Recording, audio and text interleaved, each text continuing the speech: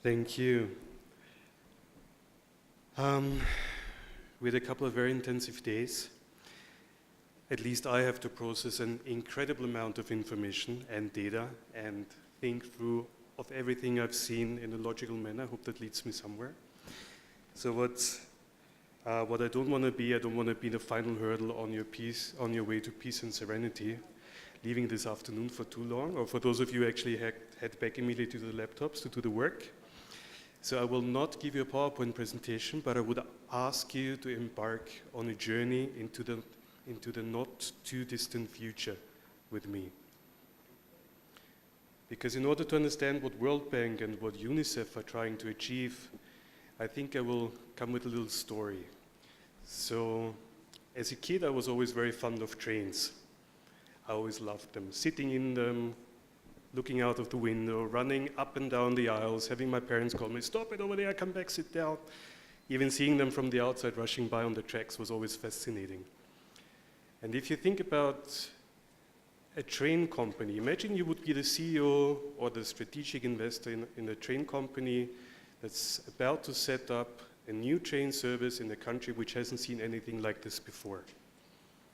You will face an incredible amount of challenges. You will need materials, you will need iron, steel, tracks, electricity, diesel if you choose to run a diesel locomotive. You will need the power lines able to support your trains, and you will need a lot of human resources because you need the conductors, you need the spatial designers, you need the lawyers, you always need lawyers apparently.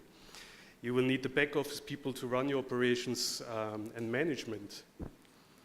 And once you've decided which two cities to connect first, and you set up your train connecting these two cities, you will actually create something like a regional hub.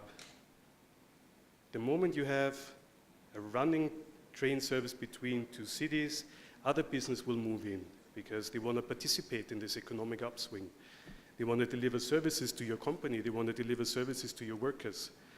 And before you know it, you actually created something that we call the ecosystem.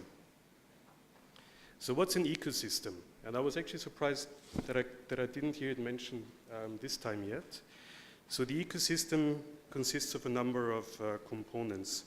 So it's a domestic market based on a regulatory system, including the key stakeholders, providing new commercial services by locally trained people. I think we heard a lot about regulation, and working closely with the European regulator and the FAA, I can tell you these are exactly the same questions wherever we are, which is fascinating because there is no north-south divide. We all puzzle about the same things when it comes to drones. The stakeholders, we all have them here. No need to count all of you. The stakeholders are on board. The new innovative and commercial services. I think we heard a lot about integrating drones into supply chain, using mapping, using data analysis to provide the basis to do infrastructure decisions, for example. And every single day I'm opening my newsletters, it appears there's a new use case on the horizon, how we can use drones to make our lives easier. So finally we come to the locally trained people. At UNICEF, when we started the drone testing corridor in Malawi, it was always envisaged as something like a test bed or like a giant sandbox. People come in, test the services, and as a next step, we would scale up. We would either use it in Malawi or on a global level. And when we started the drone testing corridor, it was always clear that the companies, universities that are incoming need to provide training for local people. So I will give you two examples of universities that came in and trained. So the first one is Virginia Tech. Virginia Tech is a US-based university. They came in with Professor Kochersberg and two engineers, and we invited some 12 or 13 local students. And for 2 days, under the guidance of Virginia Tech, they were building the first drone. So none of them had ever seen a drone before, and after 2 days of bending and taping and putting in the rotors and the engine and hooking it up with mission planner and the GPS system, all of that, after 2 days they had their drones. And on the third day we took them to the drone testing corridor, and they they bungee jumped the drones for the first time. So none of them had ever seen a drone before, but they built their own drones. And I very well remember the first one, rocketed up, took a left, crashed. Everyone's like, oh, how could that happen?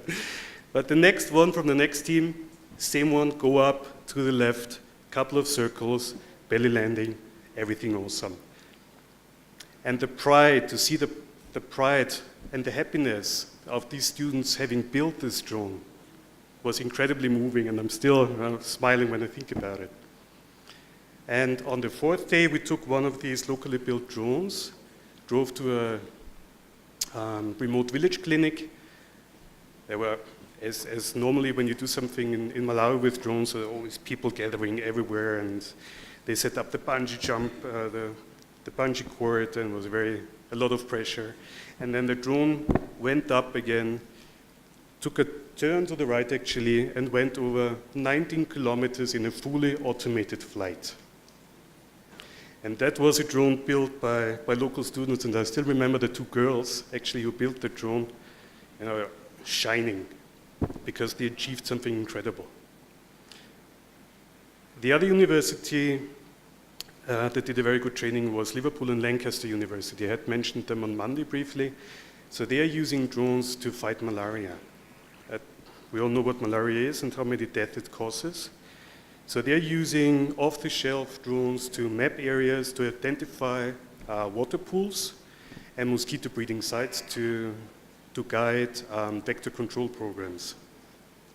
And when they brought some 20 students to the classroom delivering their training, these 20 students who were used to sitting in a class with 200, seeing a professor somewhere at the back of the room displaying some GIS software and having difficulties to follow or to actually implement what they are seeing. So these students for the first time sat in the room, had a real life application with a real use, and Liverpool and Lancaster trained them on QGIS, which is an open source software. And I think these two examples illustrate very well what's possible if we manage to have a knowledge transfer. And while it was always clear for the drone testing corridor that this would be ad hoc trainings, we always envisaged to have something more permanent. And we're getting close to the finishing line of setting up the first African Drone and Data Academy. So I very much hope that next time we meet here, we will already have the academy up and running in Malawi. So what is the academy about? It will teach students about drone basics, how to design a drone, how to build a drone, how to pilot a drone. The second big chapter will be on integration to the supply chain. I think I'm preaching to the choir. We all know what's possible here. And the third one will be drone-acquired data analysis, and how can we make use of all these maps and 3D models, be it in agriculture, be it in disaster preparedness, construction, or whatnot. So the academy will have a curriculum developed by an international partner university, and the aim is to have a full master's program up and running within 3 years. So every year for the first 3 years, we will have some 20 and 25 students coming from Malawi and neighboring countries who will get trained in these 3 elements, major elements. They will receive a full scholarship, and they will have time enough to devote themselves to their studies. And by providing these graduates, we will, for once, as a first example, we will support private sector companies.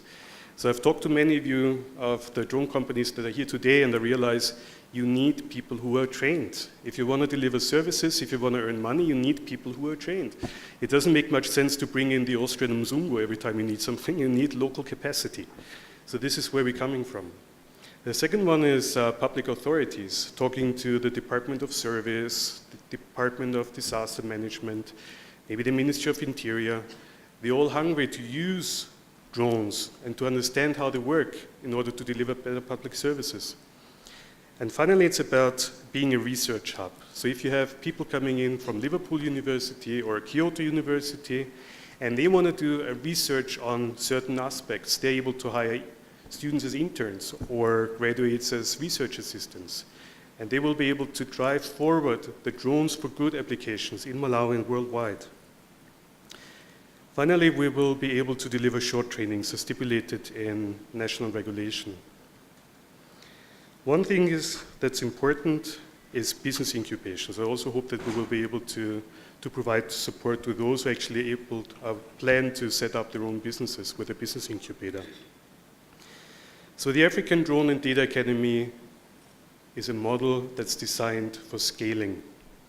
So while we start off in Malawi, UNICEF very much hopes that we will, maybe 1 year later, 2 years later, be able to do something similar in East Africa. Maybe in Tanzania, maybe in Kenya. The same time in West Africa, and who knows what's next. So coming back to our example about the train company, if you think again what incredible challenge lies ahead of us, and if you think about all the stakeholders being present here, I really hope that the African Drone and Data Academy will take us forward in being able to tackle the challenge. Thank you very much.